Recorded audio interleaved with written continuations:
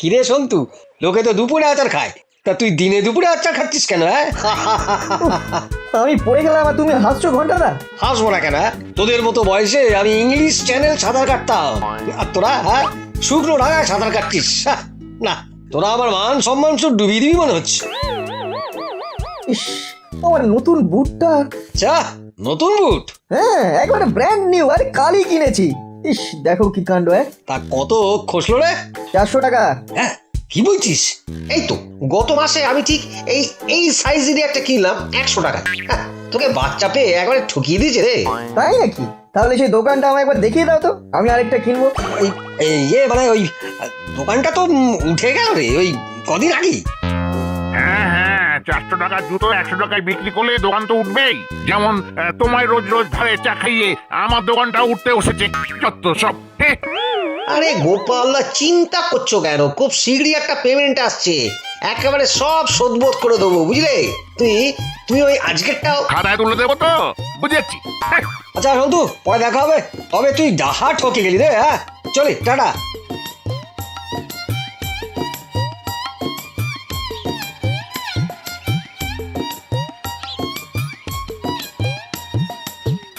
আরে কাকু, ইলিশ কিনলেন বুঝি? তা কত নিল? 700 টাকা কিলো। কি বলছেন? এই মাছটা 700 টাকা কিলো? আরে একেবারে ঠকিয়ে দিয়েছে। গত মাসেই তো আমি কিনলাম, আরে এর চেয়ে বড়, মাত্র 400 টাকায়। ওটা ইলিশ ছিল না, ওটা পোনা ছিল। হ্যাঁ, হ্যাঁ, গত মাসে পদ্মার ইলিশ বাজারে ঢোকেনি, কাল থেকে ঢুকছে। মানে তাহলে হয়তো তাই হবে।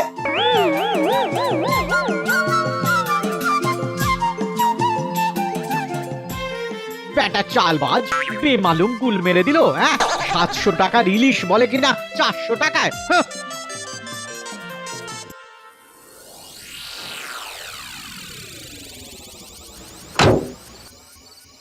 কিরে পটলা, সেজে গুইটা চললি কোথায়?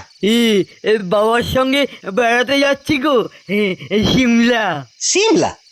সে আবার একটা বেড়াতে যাওয়ার জায়গা হলো নাকি? আরে যাচ্ছিস যদি সুইজারল্যান্ডে যা। আরে আমাদের ওখানে বাইরে তো পুরো ফাঁকাই পড়ে আছে।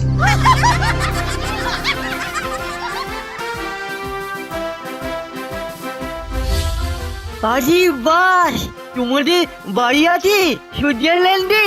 বলো কি? জানতাম না তো ঘন্টাদা। তুই কোথা থেকে জানবি পুচকে ছেড়ে?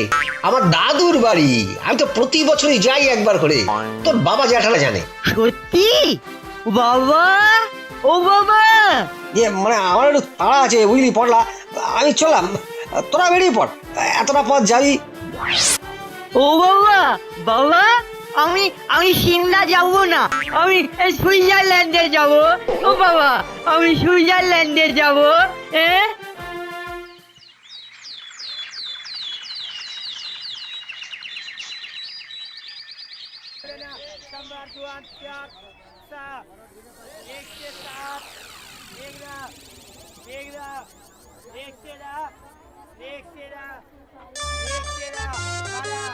কি বলছো তুমি? আলুর দাম 30 টাকা কিলো? হ্যাঁ বাবু, এই সারা বাজারে এই একই রেট। তোমার বাড়ি কোথায় গো? আগে পটাশপুর। কেন বাবু? পটাশপুরের লোক হয় তুমি আমার থেকে 30 টাকা নিচ্ছ? হ্যাঁ, আমি কে জানো? আগে না বাবু, আমি হচ্ছি ওই পটাশপুরের জমিদারের বাড়ির ছেলে। কি বলছেন বাবু? আপনি গোসাই বাড়ির ছেলে? পেনাম পেনাম, অপরাধ নেবেন না কথা। কি করে জানবো বলুন? পয়সা লাগবে না বাবু, কত আলু লাগবে নিয়ে যান।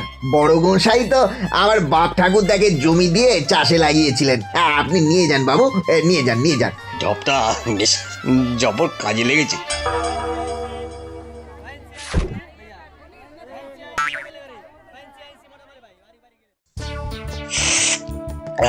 বুঝলি সন্ত, আমার সঙ্গে কখনো বাজারে যাস দেখবি, হ্যাঁ খাতির কাকে বলে। বিনা পয়সায় ব্যাগ ভর্তি করে বাজার দিয়ে দেবে। তাই নাকি? বিনে পয়সায় বাজার? বেশ, তাহলে কালই যাবো। পেনাম কথা। ঠিক আছে ঠিক আছে ঠিক আছে, দেখো এ হলো আমাদের পাড়ার এক ভাই সন্তু। হ্যাঁ, ওই আলু নেবে। হ্যাঁ, এ তো আপনারই দোকান কথা। বলুন না কত লাগবে? 1 কিলো দিন। 1 কিলো নয়, 2 কিলো নিয়ে যান বাবু, পয়সা দিতে হবে নি। হ্যাঁ, পয়সা লাগবে নি। বাবা তাই নাকি এই ঘন্টাটা তোমার তো হেভি ব্যাপার গো। তোরা তো বিশ্বাসই করতে চাস না, আজ দেখলি তো। একেবারে নিজের চোখে। চল চল ওই দিকটা দেখি।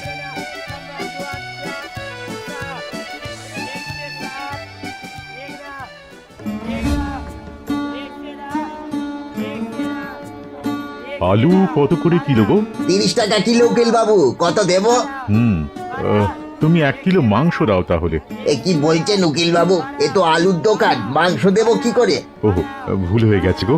আসলে এমন একটা চিন্তায় আছি না যে কিছুই মাথায় থাকছে না। তুমি একটা কাজ করো, তুমি 3 কিলো আলু দাও। কিসের এত চিন্তা বাবু? আর বলো না ভাই, তোমার এর পটাশপুরে জমিদার বাড়ির এস্টেটের আমি হচ্ছি উকিল। ওই বংশের শেষ বংশধর যাকে আমি চিনতাম, তিনি গত সপ্তাহে মারা গেছেন। এখন আমার উপর দায়িত্ব পড়তেছে অন্য কোনো বংশধর থাকলে তাকে খুঁজে বার করার। এই ব্যাপার, তাহলে আপনার সব সমস্যার সমাধান হয়ে গেছে। এই নিন। সমাধান হয়ে গেছে মানে? এ বাজারে আমার কাছে একজন বাবু আসেন, তিনি ওই বংশেরই লোক। কি বলছো? পটাশপুরে জমিদার বংশের লোক এ পাড়ায়? কোথায় থাকেন তিনি? তা তো জানি না বাবু, তবে তিনি এখন বাজারেই আছেন। ওই তো এইদিকে আসছেন। ও কথা কথা, একবার আসেন এদিকে, আসেন আসেন কথা। এই উকিল বাবু আপনাকে খুঁজছেন কথা। আমাকে? কি ব্যাপার? আরে দাদা, আপনাকে পেয়ে আমি খুব বাধা বেঁচে গেছি। এখন চলুন আমার সঙ্গে, চলুন তো। যে বা কোথায় যাবো? আপনার জমিদারিতে। আপনার বংশের শেষ জমিদার ছোট গোসাই, তিনি তো গত হয়েছেন। এখন আপনার সম্পত্তি আপনার হাতে তুলে দিতে পারলে তবেই আমার ছুটি। চলুন চলুন চলুন চলুন। বাস, আমাদের ঘন্টাটা জমিদার, এই ব্যাপারটা তো সবাইকে জানাতে হচ্ছে।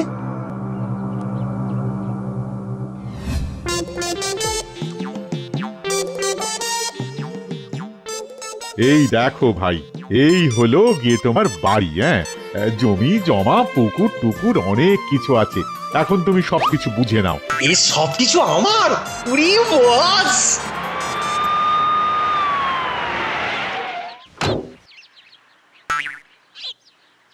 এই যে উকিল বাবু, আসলি বংশধরকে পেলেন? হ্যাঁ হ্যাঁ হ্যাঁ, ইন্সপেক্টর সাহেব, এই যে এ হচ্ছে জমিদার বংশের শেষ সলতে।